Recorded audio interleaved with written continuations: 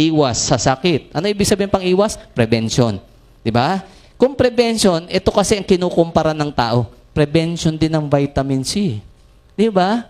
Kino-commercial nga sa cancer din, sa ubo, di ba? Resistensya, pambuild, no? Kaya lang, comparison, presyo nito at vitamin C. Ang laki ng diferensya. Mura lang ascorbic acid, lalo sa generic. Di ba? Samantalang ito may presyo daw. Pareho lang pang iwas. Kaya lang, nagkaiba kami saan? Sa totoong resulta. Hindi po namin akalain na yung pinopromote namin nung araw na pang-iwas, actually, makakagaling o makakatulong sa karamdaman. No, doon kami na-shock. Imagine niyo, tulad ko, dumating sa punto, doktor ako, nagkasakit ako. Ibig sabihin, pasyente rin ako. Di ba? 17 years po. Di ba? Nag-aral ako, pinag-aralan ko kung anong iinumin ko, nauwi ako sa 4 na gamot. Di rin ako gumaling eh. Tapos nabigyan po ako ng 3 sachets ng Vita Plus. 3 sachets lang na naubos ko ng 3 araw, naglaho ang 17 years kong problem. Tanong, hindi ba ako mapapaisip noon? Napaisip ako dun eh.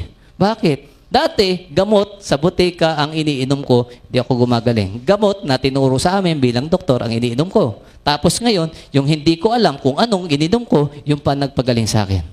Kaya ito po, inanalyze ko eh. Bakit? Maraming natulungan eh. No? Kaya iniisip ko rin, bakit nga ganon? Supposed to be, uminom ako ng gamot. Dapat gumaling ako. Bakit di ako gumagaling? O ikaw, baka diabetiko ka. May diabetiko ba kaming bisita? Diabetiko. Si Sir? Diabetiko. No? Unang-una, tingnan po natin. No? Kasi, matagal na si Sir siguro uminom ng gamot. May mga high blood ba din dito? Mga high blood. Naka-maintain na po ng gamot? Naka-maintain, di ba? Supposed to be kasi, ang sabi, iinom ka ng gamot.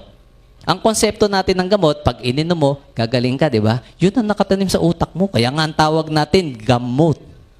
Di ba? O kaya lang, ininom ko yung gamot ko, supposed to be magpapagaling, hindi ako gumaling. Si Sir, si Ma'am, baka ganun din. Pang diabetes, pang hypertension. Tanong, gumaling na ba sila? Baka hindi pa eh. Kaya nga nandito, siguro, naghahanap ng additional information. Doon po ako napaisip eh, ba't nga ba ganun? Nabago na ba ang konsepto ng gamot sa panahon natin? Diba? So, dapat i-analyze natin ng konti. Baka meron tayong nami-miss, baka may kulang.